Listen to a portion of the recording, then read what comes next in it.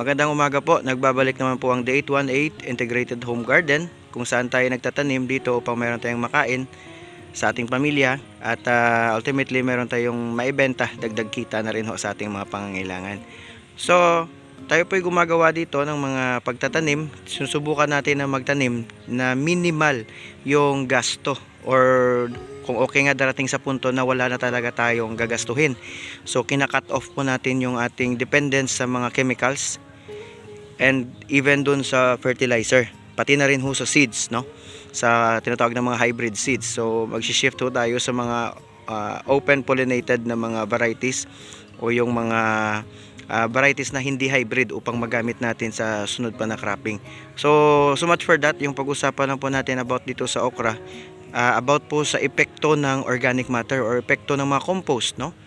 Na yung mga compost na ginagamit natin dito, yun lang po yung makikita sa paligid, galing sa damo, and then galing doon sa ating ayan, napakaraming nilabhan doon sa ating piggery na maliit na babuyang walang amoy. So meron tayong nakukuha dyan na mga nabubulok na mga rice hull combination with manure. Yun yung ginagamit nating compost. Pero dito nilagyan ko ho sila ng compost kada isa, okay? Pero kung makikita nyo, meron pa rin pong pattern sa kanilang growth. Ayan.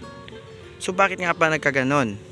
So yung kanilang growth, kung makikita nyo po, pattern ho talaga, no? Kita nyo dito sa left side, malalaki yung tubo nila. Medyo yan, marami na kaming nakukuhang bunga dyan. Pero dito sa gitna, halos wala kaming makuha na bunga. Hindi pa nga bumubunga, pero medyo diseased na siya. Pero pagdating naman po doon, ayan, unti-unti naman pong lumalaki. At dyan rin po lumalaki.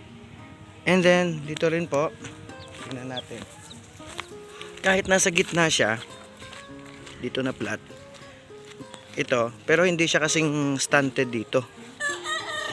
Okay, medyo okay siya. So bakit nga ba nagkaganon? So kung aking susuriin, before po ako naggawa ng mga plat na to, nung pinalinis ko ito, na tinanggal ko yung damo, dito ko pala na side talaga tinambak yung mga damo. Ayan, dito na side.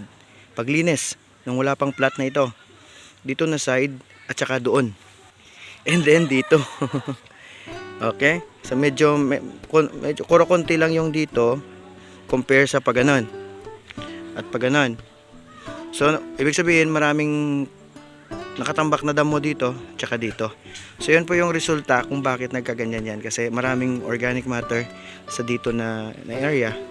Kaya yan po yung resulta. So kitang-kita naman po natin na pagka marami yung organic matter, wala pong toxicity yung organic matter. Kahit maramihan natin, basta bulok lang siya, ay maganda talaga yung epekto sa tanim. So isipin natin, di tayo magagasto dun sa abono, may organic matter lang tayo, sustainable pa siya, long run pa yung epekto niya.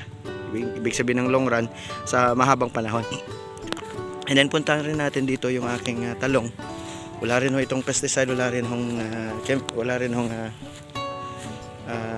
tawag nito, abono. So medyo nasira na ho yung mulch ko dito. Yan po yung mulch ko dito. So ako lang ho kasi mag-isa dito nagtatrabaho, 1 to 2 hours a day lang po. So ito naman, nag-experiment ako dito sa tatlong plat ho ito yung experiment ko. So plat na ito, tsaka doon sa gilid ay merong compost na galing doon sa babuyang walang amoy. Ito namang gitna, walang compost. So wag niyo na pong yung aking tanim, kasi hindi maganda yung kunin lang po natin yung yung principle na makuha natin. Yung gitna walang compost. So tingnan niyo naman po yung resulta niya. Maliliit. And then medyo naninilaw. Okay, at hindi maganda, medyo hindi maganda ito. Tingnan niyo naman dito. Medyo mataas na ho siya. Ayan. Medyo mataas na siya. Yan, hindi na natin kailangan i-measure pa. By ocular examination, makikita talaga natin yung diferensya niya. Tsaka dito. Okay? So, yan po yung resulta ng mayroong organic matter or compost.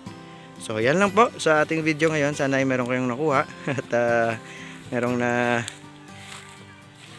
basihan sa inyong pagtatanim. Okay, so sana po wag niyong kalimutang suportahan yung ating channel at i-click ang notification bell at subscribe button. I-share na rin ho yung video na ito para makatulong din sa iba na mag-invest talaga dun sa organic matter.